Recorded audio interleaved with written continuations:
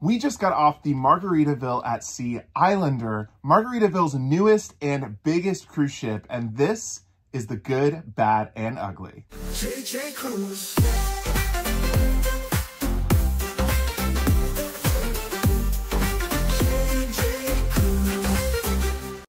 Hey everybody, what's up? My name is Jordan. And I'm Jared. And this is JJ Cruise. Thank you so much for clicking into the video today. We are diving into America's budget cruise line. Margaritaville at Sea is one of the newest cruise lines to hit the American cruise market. And we spent 4 nights on board this ship, and we're about to spill all the tea. But before we get into it, please subscribe to the channel. All we do is talk about cruises, cruise news, cruise travel, and the stories from the sea that you love to hear. So please subscribe to the channel. It's free to you, means the world to us. And while you're at it, hit that thumbs up. Now, though this is the newest cruise line, this is also already known by a lot of people as the worst rated cruise line in North America and possibly in the world. Now, we wanted to see for ourselves on our first time on Margaritaville at Sea, specifically on her brand new cruise ship, Margaritaville Sea Islander. We sailed on this ship's 4-night maiden voyage out of Tampa, Florida to Mexico and back. The Margaritaville at Sea Islander will be doing 4, 5, 6, and 7-night sailings out of Tampa, which will be its home port, in contrast to its other ship, the Paradise, which ports out of West Palm Beach and does typically 2-night sailings to the Bahamas and back. This cruise ship runs for about $100 per person per day, making it one of the most affordable cruises that you can take in the Caribbean today. Of course, that's just the starting rates. You can, of course, get on a more expensive voyage, especially over the holidays or peak season. But in general, this is a budget cruise line, and we wanted to see for ourselves how this experience really was.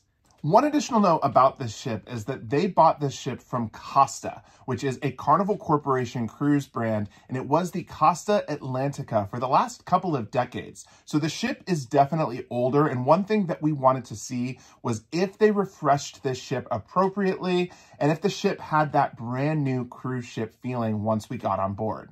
Let's start by getting into the good, and of course, we're going to talk about the bad and then our ugly at the end of the video. But we have to start with the good, and it starts right when we get on board. The welcome right when we got on board included getting laid with Lay's, as well as having a glass of champagne handed to us right when we got on board. Parrot Pete was there, the mascot for Margarita at Sea, as well as Jimmy Buffett music throughout the Grand Plaza area. It was truly a sight to be seen, and also just a really good feel getting on any cruise ship, let alone Margaritaville at Sea. Because this was a maiden voyage, our rooms were ready as soon as we got on board, so we were able to go from that welcome area into our rooms. Now, for this particular sailing, we were staying in a Grand Terrace suite.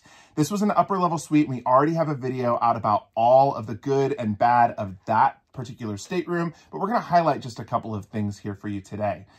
Upon walking in, we loved the fresh colors and design of this room. It really felt like a beach or lake getaway. It kind of had that very fun, beachy feeling to it. And overall, we loved staying in this stateroom. That overall renovation, though, didn't stop in the stateroom. It went across the entire ship, and we were so impressed. We've seen a lot of ships over the years be renovated. We've sailed on over 80 plus different cruise itineraries and ships. And to be fair, a lot of renovations are kind of the minimum needed. This was not the case. The branding was taken to the max. You could see Jimmy Buffett / Margaritaville / fun in the Caribbean everywhere aboard this ship, and it looked like it was a relatively new ship. For those of you that are Carnival cruisers, this is a very similar ship to the Spirit class for Carnival. So if you like that class of ship, you will love Margaritaville. The ship is on the smaller size, only coming in above 80,000 gross tons, but in general, they have stripped the entire ship and really flipped it into a Margaritaville floating resort. The theming, like Jared said, goes throughout from top to bottom, and we loved exploring all of the different tropical tiki-themed spaces on board the Islander. I said this when we got on board in our embarkation day vlog, but instead of antique-y, it felt very tiki. Now, you can't go on a cruise ship without having a nice pool deck, and we were pleasantly surprised by this pool deck. First and foremost, the amount of pools and hot tubs for this size of ship was impressive. Virgin Voyages could take note of this because there were 3 pools and 3 hot tubs, one of which was completely adults only. The 5 o'clock somewhere pool is a pool that actually is an indoor-outdoor pool. There is a retractable roof, which we have seen on some of these older ships from the early 2000s, that will completely become enclosed. This became really handy for our sailing because we had a couple of days of really bad weather. So if you are sailing during the rainy season in the Caribbean, like early summer, you might see that roof come shut so that you can still use the pool and have your perfect pool day at sea. We really love these pools because they're the perfect height. They were 4 feet deep, and it was really perfect for both kids and parents to be able to swim or stand in the pool at any time. And that is not always seen across a lot of the older cruise ships. Let's move into the food, and we want to highlight some of our favorites here. We can't talk about our favorites without highlighting Cheeseburger in Paradise. We loved this venue. This is complimentary or included hamburgers and cheeseburgers throughout your voyage, and we both thought these were some of the best hamburgers we've had at sea. I'm gonna say it, I preferred these cheeseburgers over Guy's Burgers on Carnival Cruise Line. I know that's a large statement to make here, a big one, but I am confident in it. It was just less greasy overall. The flavors were still there, and it really gave you a crispy and crunchy feel on the ends of the burgers, that grilled taste that you love from Guy's Burgers, but without it being super overly greasy.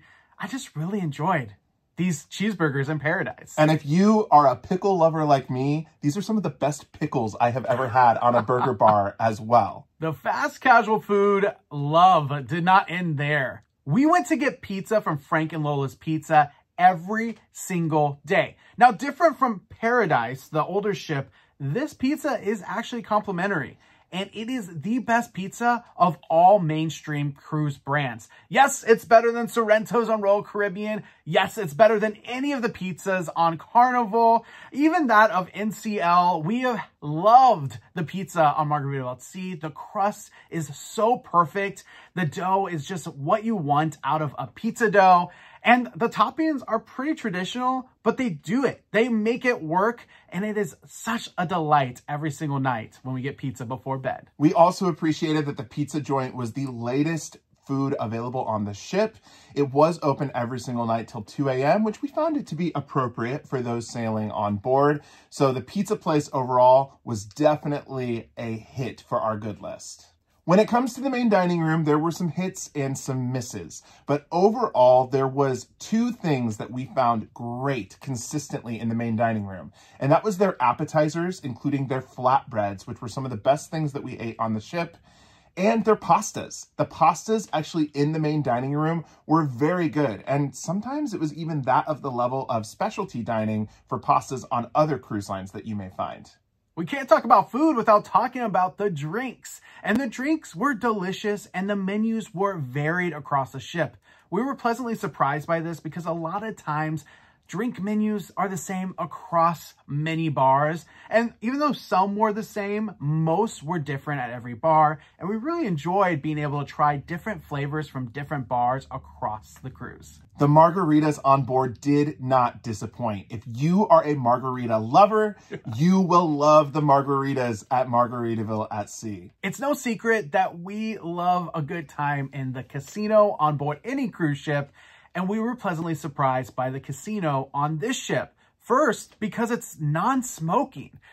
Rarely do we see a cruise ship in the mainstream cruise brands to have a non-smoking casino, and it was a pleasant surprise for us who do not smoke. One thing to note with this casino, although it's not as big as what you may see on a Royal Caribbean ship or a Carnival cruise ship, it was a pretty good size for the size of cruise ship in whole. There are plenty of table games as well as plenty of slot machines, and they varied from older machines to brand new machines that just came out this year. We really liked the casino, and something else that we loved about this casino was that things were not jam-packed together. Often on older cruise ships, the casinos are so small that it's hard to even walk through little aisles to get from game to game. This was not the case. There was plenty of space. This may change in the future, but for us, we really liked this casino overall. Let's talk a little bit about the entertainment on board. Yes. Now, I will be honest. we had very low to no expectations for the entertainment, just because typically older cruise ships or the cruise ships out of Tampa have not had the best entertainment that we've seen in the industry. Well, the Islander is a game changer for entertainment out of Tampa because we saw 2 of the main stage production shows and they were both incredible. For a 4 to 7 night cruise, there are 2 main production shows, one being country and another one being a Caribbean mix list of all of the hits from the Caribbean. You go from one island to another and see all that there is to offer at that island, as well as hear some of the best music from those islands. We were really impressed because it wasn't just the fact that it was a really good production show. There was also live music, which is rare to see on the mainstream cruise lines anymore. On top of all of this, there are aerialists and acrobats. Both shows were really well done, and we would actually be impressed to see this, whether it be on a Royal Caribbean ship or on a budget cruise ship. It was really well done. We loved the shows, but the entertainment did not stop in the theater. The live music was throughout the ship all day and all night. You would go from lounge to lounge and there would be different acts. I don't even know how many different small groups they had on board playing music because it seemed like they had musicians throughout the ship. And it was more than just Jimmy Buffett. There was a variety of different music from classic to modern. We really enjoyed several different times while we were on the ship just sitting and listening to the live musicians who were extremely talented. One additional place where we found entertainment was in the nightclub. And it wasn't just from dancing to live DJs like you would expect. There were pop-up performances there. One of which was someone dancing and twirling in the air by their hair. This was something we don't really see on any other mainstream cruise lines and was pretty impressive. We also love this club space. We know that this is similar to that of Carnival Spirit class ships. And this nightclub was really cool to dance the night away in, and one that we loved for this ship. In addition to the entertainment, there was a wide array of activities offered throughout the day on the ship.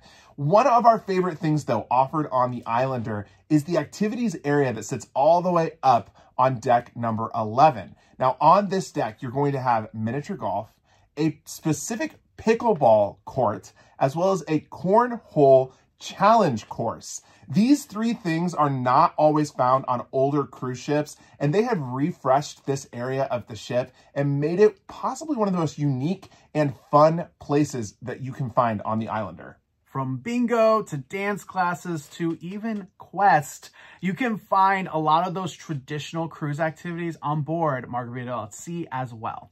One last thing we want to highlight here on the Good is some of the service that we had on the ship. Now, because we were in a suite, we ate complimentary in the Islander, which is the upper level of the dining room. We found the service to be phenomenal in there. The wait staff was incredibly attentive. Food came out fast and hot, and overall our experience in that dining room was great. Another area that the service just shined was our stateroom attendant. We both looked at each other at the end of the 4 days and we said, this may be the best stateroom attendant we have ever had on a cruise line, including staying in suites on other cruise lines. I think that was the highest tip we've ever given for a 4-night cruise, and it was well deserved. We love the service, both from the stateroom as well as the dining team. That was the good. Let's get into the bad, and remember, wait till the end because we do have our ugly at the very end. We're going to start off by talking about embarkation. Now, for us staying in a suite, we did have priority embarkation. That did not matter because unfortunately the port agents did not have any control of the people in the terminal. And when they opened up the gangway, people just rushed on board.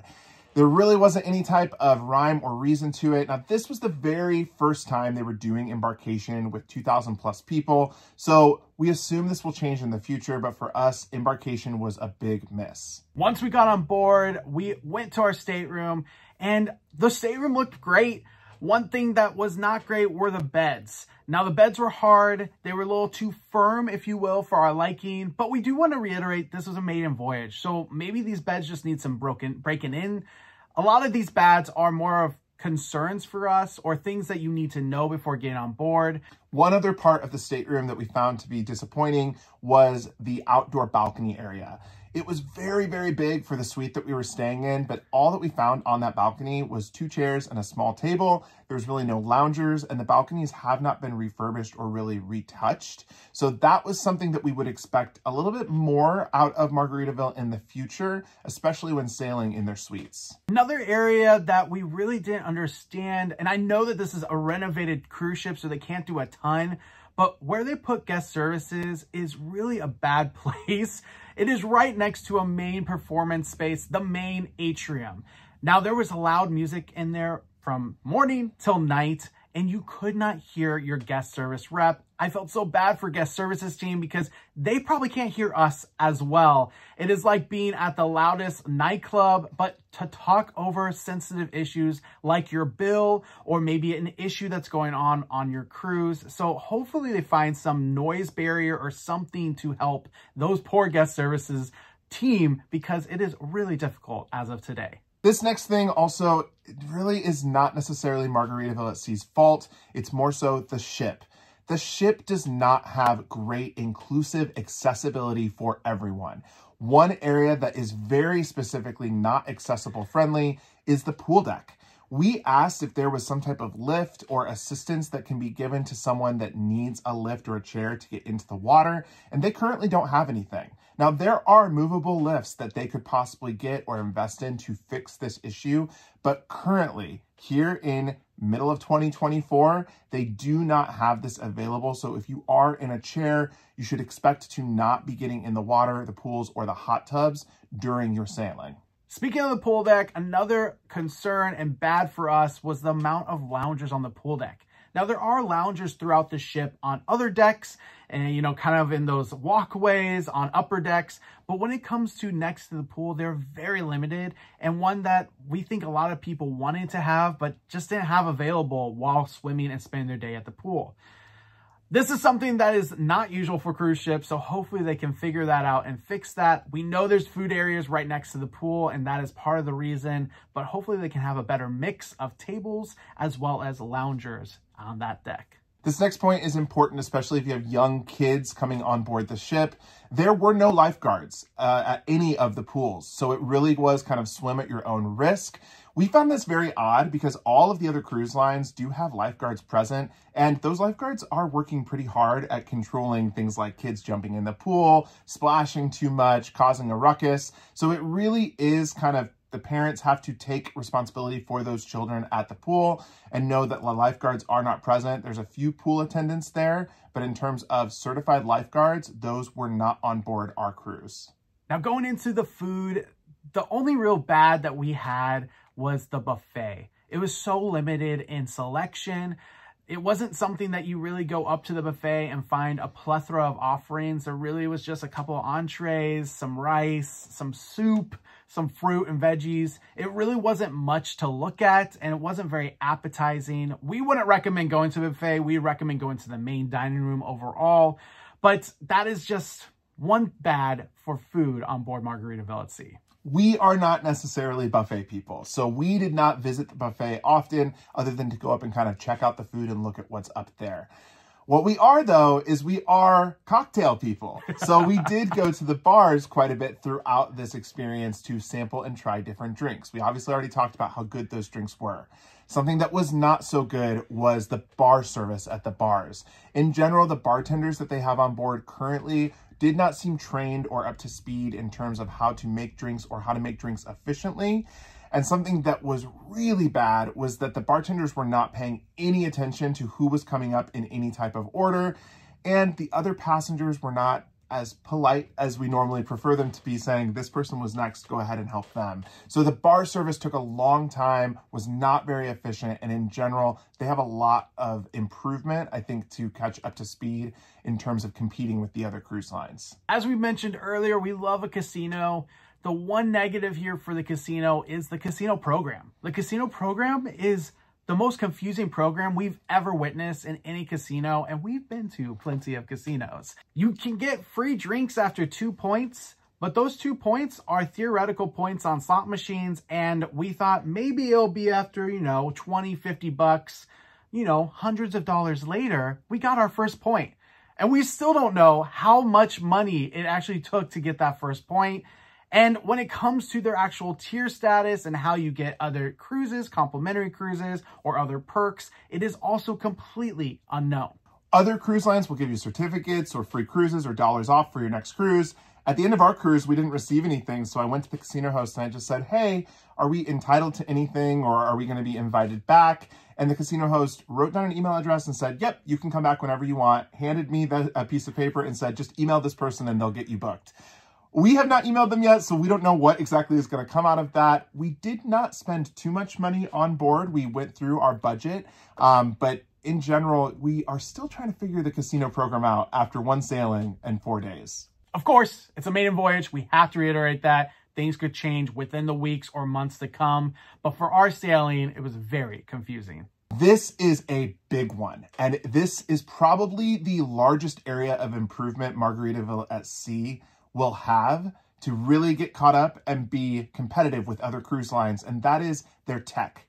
There is no app. There is no ability to make reservations online or look at a schedule online. Everything is done in paper. So it does very much feel like cruising 2 or 3 decades ago, where you didn't really use your phone or internet at all on board, and you completely relied on in-person reservations, looking at your daily paper to see where your schedule was, and figuring out kind of on your own where things are on board the ship.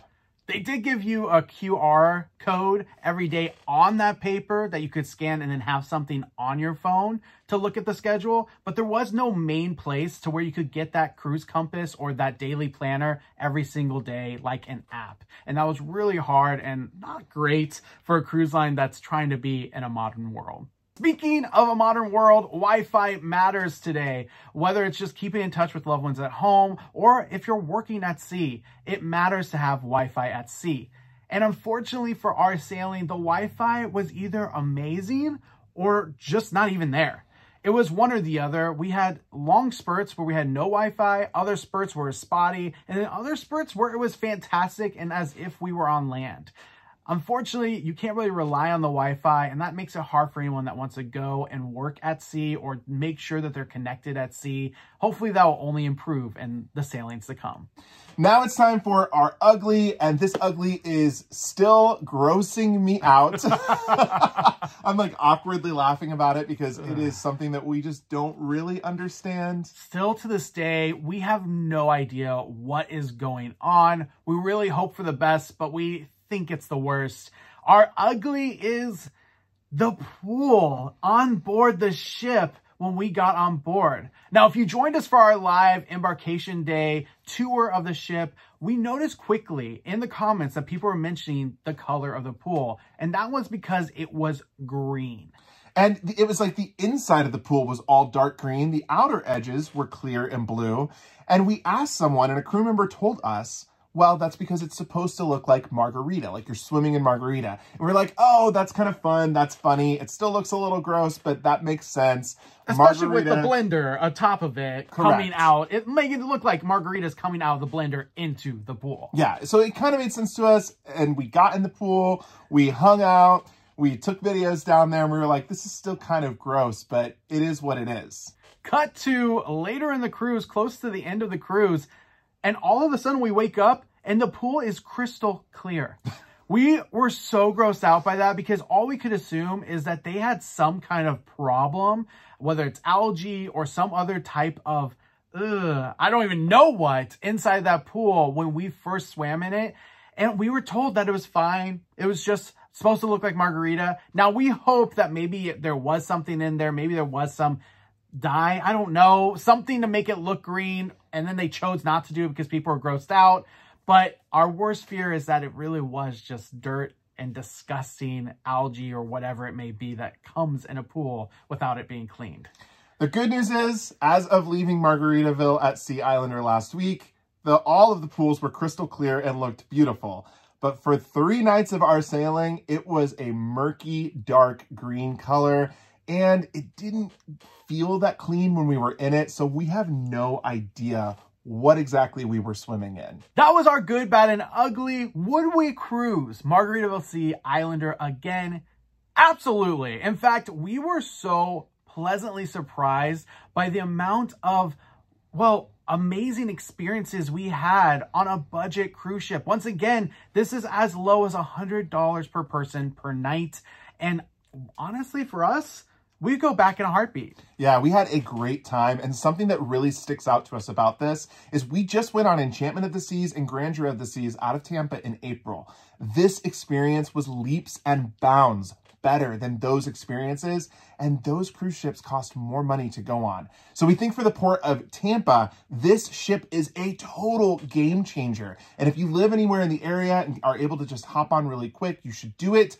Or if you want a nice, very inexpensive vacation, this might be the solution to save a few bucks while still seeing the Caribbean. Of course, that's not to say that the ship is perfect. They're still working out some kinks on board. As with any new renovated ship, there are going to be some issues, but overall, we had a great time. Let us know your comments below. What did you think of this review? Would you go on Margaritaville Sea Islander? Have you been on the Paradise? And what was your experience compared to what you saw today? Let us know in the comments below. We'd love to hear from you. Well, that was it for today. Thank you so much for watching. Again, I'm Jordan. And I'm Jared. Until next time, See ya! Change